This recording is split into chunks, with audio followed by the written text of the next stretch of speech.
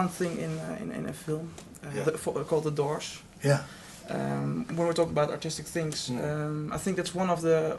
It says the most about one of the most important people, perhaps, of the rock history. Your character says when you're in a plane with Jim Morrison about a thing that he really has to be doing in life, or what he admires. You sing, "This is the end." Beautiful friend, my only friend. The end. You know, I thought it was so catchy. So it's actually everything The Doors was about in one phrase. And for me, that was one of the best things in film. And I'd like to know what to you are the 3 or 2 best on-set experiences. Oh God! I mean, it'd be really hard to answer that. I mean, in terms of like movies that I like or pictures that I've worked on. What you've worked on and what you when you thought like, now we're doing something I really like. Poetry, when you wrote something down, you think like, this is what I want, and that on set. That's hard to say. I mean, I really liked making The Getaway. I had a really wild time doing that movie. I was really like. It was a time in my life when a lot of things were working at a lot of different levels, and I really had a gas making that thing. And Donnie Brasco was a great picture because Al Pacino. Al Pacino, for God's sakes. And Mono. I said, hey, what's the matter? I'm depressed. Don't tell anyone. I was like, okay. It was Al's message of the day. I got Why sent not? for. I got sent for. But why did he say? No, he was a great friend making that film. Another picture I did that I liked that never got proper distribution was I played an Irish-American prize fighter in a film called Strength and Honor, and it never got properly released. And, I kind of figured that was a good one. It was kind of sad that it didn't get the attention it deserved, not only for myself, but for the directors and producers, everybody else in the damn thing. I liked Hell Ride a lot, the motorcycle picture. The last time I worked with Dennis Hopper and David Carradine, and they're both gone now. It's a rough thing, eh? They're both. The final question? Sure, the final question. The final question, because we had it about some of the most artistically or close moments for you on set. To me, in your career, you've got this dancing scene in Reservoir Dogs. I'm a film student. We got on school. We had to do this. Take your favorite film scene and do it. And they thought I was the most psycho guy, so I had to do Mr. Blonde. It doesn't have anything to do with my hair, I believe. But they started this song, and I thought like, all right, I get this knife and we'll do some hair cutting. It's all right. But when you were halfway dancing in the scene, and I was doing it on the music light, right? When you were halfway dancing in the original, like time length, I already cut 2 ears. It's undoable to be dancing that long. What did you think of? How did you do that? I didn't think of it. That was what I had to do, was not think of it. If I had thought about it, then I wouldn't have been able to do it. But see, we had rehearsal for that movie for like 2 weeks. And we rehearsed the whole movie in a warehouse with Andre Shakula, the DP. And he was drawing chalk marks on the floor where everybody would go. And we blocked pretty much everything out except for that scene. And in the script it said, Mr. Blonde maniacally dances around the manacled cop.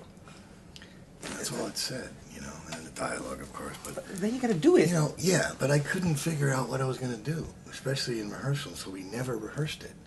Every time we got to that point of the rehearsal, I'd say, Quentin, I don't know what I'm going to do. I don't want to rehearse the goddamn thing because I don't know what I'm going to do. And he would say, okay, we'll figure it out on the day, which we did. And when we finally did it, I asked him what song he was going to play, and he was going to use Barroom Blitz by the Blasters because he did not have the rights yet to Stealers Wheel. It was Stuck in the Middle. Yeah. But he really wanted Stuck in the Middle. And so I said, okay, well, I'll sing the fucking thing. And then you'll have me actually singing it. And so if you eventually get the rights for Stealers Wheel, you'll be able to use the wide shot. Because I'm not singing it in the coverage. It's only in the wide that I do that. And we did it 4 times. in 4 different ways. There's one where you can actually see the fucking Really? tear coming off. Yeah. And there's one where when it comes off, there's a big shot of blood. And then there's one where it's a little more violent. And then there's the one that's in the movie where you go away and you just hear it. He bends away. And suddenly I got the ear in my hand and I spoke in the ear. That wasn't in the script either. But I was standing there holding the damn thing and I didn't know what to do with it. And Quentin was yelling, "Throw it, toss it, throw it, Mike, throw it." But I didn't really want to do that. I just, for some reason, I mean, you can see, if you watch the movie, you can see me thinking about it. And that's why I spoke into it. It just seemed a natural thing to do. It's an ear, my God, right? So then I threw it. And about 3 days later, he comes up and he goes, "Remember that when you spoke in the ear?" And I go, "Yeah." And he goes, "We're keeping it in the movie." Wasn't as good for you as it was for me? Okay. The thing? Yeah, I mean, I never considered it wouldn't be in the picture, but he, at the time, thought I was joking around. But then I guess when they saw it, they put it in the movie. But in answer to your question, all I was trying to do was kill time. And I was trying to fill up the frame as much as I could. And I'm no dancer, that's pretty obvious. And so I just tried to do something that was different. And I had a lot of space to fill up. I had to go all the way out to the car, don't forget, and get the can of gas and go all the way back in. And they tracked me the whole way and then all the way back, which is, the camera following me, which, there's a few directors who have been copying that lately, of traveling behind someone. But I mean, I at the time I felt the scene was very tame, and I didn't think it was very upsetting at all. And over the years, it has become, Reservoir Dogs has basically become about the guy who cuts the cop's ear off. I mean, it's kind of strange that, it's really, Mr. Blonde turned out to be the remembered Reservoir Dog. But it wasn't like that when it first came out. It's something that happened over time. All right. I'm really sorry, but we have to wrap it up right now. All right, then I'm gonna thank you very much. Oh, you're welcome. This was really a nice interview. Thank you. Can I please Thank you. ask one question? Or Sure, go Just a ahead. small one, sure. I want to ask a question about one of my favorite movies which you were in, Thelma and Louise, Yeah, because you play an utterly sweet guy in that movie. yeah, thank you for saying that. It's one of the few times I was allowed to be someone with a conscience. And well, my question actually is, how was it to be in that movie with Ridley Scott? Well, Ridley's a great director, and he gave me a lot of room to improv things and let me make up a lot of scenes that I did. Susan's a very intelligent woman, as well as a great actress. She's a good kisser, and Ridley later, a couple years later, asked me to do Black Hawk Down, but I was stuck in New York. I was making a TV series, and I couldn't go to Morocco. But I'd really like to work with Ridley again, and it's bewildering to me why he hasn't phoned me up to do something else. He did mention me in his book, but it was one of the few times I was able to play as Ridley puts it, a rockabilly nice guy, or he said something like that. But I kind of thought that would lead to more of the same type of roles, but after that, and the Reservoir Dogs happened, and and Kill Bill certainly signed, sealed, and delivered that reputation for history.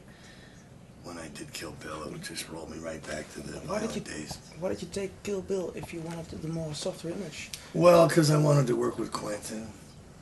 And originally, he wrote a role of a character named Mr. Barrel, and I was supposed to help Uma dispose of the crazy 88. And I had a mask on a stick, and every time I was going to sword fight someone, I'd whip the mask up on the stick, and then I'd take it down, and it was a gag. Yeah. But then, ultimately, he wrote the character of Mr. Barrel out of the script. He invited me to his house one day, and we were drinking tequila, and my kids were swimming in the pool, and he said, "Hey, what do you think about Bud? I want you to play Bud." Obviously, I read the script, and I was like, my God, that's Bill's brother. And at the time, Bill was Warren Beatty. And, really? Yeah, that was Quentin's original choice was Warren Beatty. And So then I had to go out, went out to dinner with Warren Beatty and met him on a few occasions because we were going to play brothers. And I don't think he really understood the material. And it became clear because him and Quentin couldn't understand each other apparently. And so Warren decided not to do the movie, or Quentin decided for him not to do the movie. But that kind of material is kind of irresistible. You know what I mean? Yeah. And Bud was a great character. In fact, he had already given the role to another actor. Really? To who? Oh, I'm not gonna tell you that. All right. But he gave that particular actor a different part in the movie, and that's what I thought was a brave move to make, because I had fun with Bud, and it was working with David was one of the highlights of everything I've ever done. And you know, he was a bad, vicious guy, but at the same time, if you think about it, Bud is the only one who isn't disposed of by Uma Thurman. You know, Bud's really the only one she's afraid of in the whole freaking movie. So, Yeah, that's right. you know, there's something to be said for that, you know. I don't know. She was wonderful and pleasant to work with. She was very, very generous with her contribution. All right. And did you also know? I'm really sorry. But this is really the end. Yeah. But I want to thank you very, very much. Okay. Yeah. My All right, man. All right, thank you. friend.